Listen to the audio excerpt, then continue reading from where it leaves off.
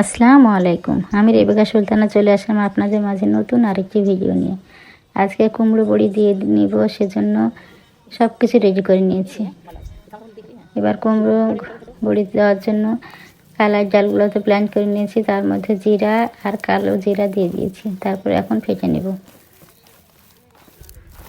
আমি দুই ভাগে ভাগ করে নিয়েছি কুমড়ো বড়ি, একসঙ্গে তো ফেটা যাবে না, সেজন্য আলাদাভাবে তুলে নিয়েছি। আমার কুমড়ো বড়ি দেওয়ার জন্য তো ডালগুলো ফাটানো হয়ে গেছে, এবার বড়ি দিয়ে নিচ্ছি।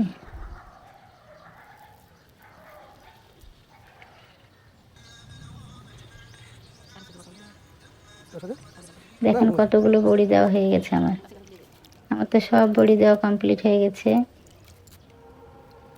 3টা টেবিলে দিয়েছি, ধরেনি, সেজন্য আবার সরপেশও দিয়ে নিয়েছি।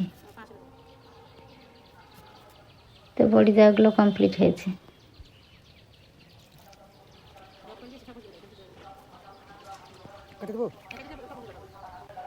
টেবিলে পরে ধরেনি, সেজন্য সরপেশে দিয়ে নিয়েছি। দেখেন, এদিকে আবার কাঁচামরিচগুলো শুকিয়ে নিচ্ছি। একগুলো শুকানো হয়ে গেছে, গামলায় তুলে নিয়েছি, আর আরেকগুলো দিয়েছি নেটের উপরে। 2 দিন পরে চলে আসলাম বড়িগুলো তুলতে। দেখুন বড়িগুলো একদম সুন্দরভাবে শুকিয়ে গেছে, সুন্দরভাবে উঠে যাচ্ছে। এই তো বড়িগুলো সম্পূর্ণ তুলে নেব।